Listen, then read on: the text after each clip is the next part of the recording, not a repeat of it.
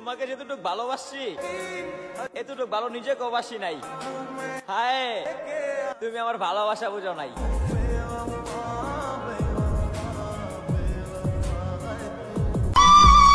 চেহারাটাই তো কালো রে ভাই, কিন্তু আমার আল্লাহ সুন্দর একটা মন দিছে আমায়, এই মনটা বোঝার কেউ নাই।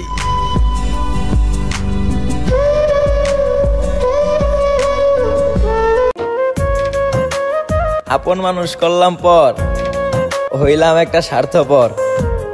ছাইরা দিলি আমার হাত, যা এবার তুই সুখে থাক। আমায় কইরা গেলি পর তুই বাঁধলি নতুন ঘর, পর মানুষের হইলি রে আপন।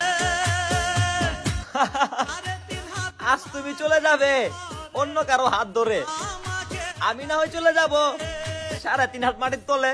চার বেহারার পালকি করে আমার রেখে এসো। ভাবতেও অবাক লাগে, একদিন তোমার ছোট বোনটাও আমাকে দুলা ভাই করে ডাকবি।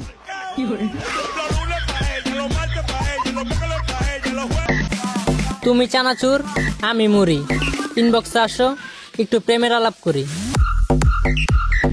এদেশে এখন অনেক গরম, আটা ময়দা সুজি বাদ দিয়া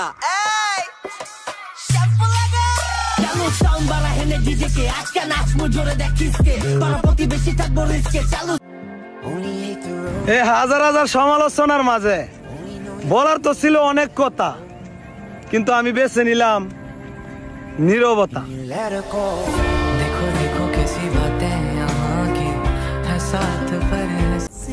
এই খালটাই ভাইয়ের জীবন নিছে, স্যালুট জানাই ভাই আপনাকে, যে কিনা বর্ষাকালে 7 জন হিন্দু ভাইকে বাঁচাইতে গিয়া সে তার নিজের জীবন দিছে। এই হাওরের মানুষ চিরকাল আপনাকে মনে রাখবে ভাই। হে আল্লাহ, এই ভাইটাকে আপনি বেশ নসিব করেন।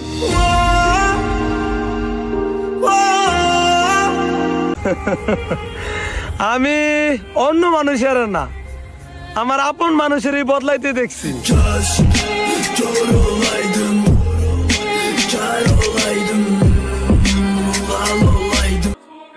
হিংসা একটি মারাত্মক রোগ, আর যেই রোগে আমার আশেপাশের অনেক মানুষই আক্রান্ত।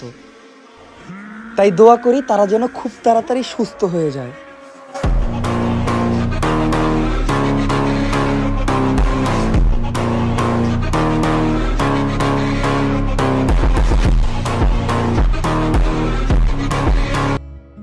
সবশেষে দেখলাম কি, শত্রুরা শুধু নামেই শত্রু, ক্ষতি তো করে আপন মানুষরাই। А я с подарим бургом, фонтанчик с черным дельфином. И в жизни видеть лишь раз его доводилось всем тем, кто проходили его мимо. শিক্ষিত লোকটা বলল যাবি, আর অশিক্ষিত রিক্সাওয়ালাটা বলল যে কোথায় যাবেন। এ থেকেই বোঝা যায় সব শিক্ষা বইয়ের পাতা থেকে পাওয়া যায় না।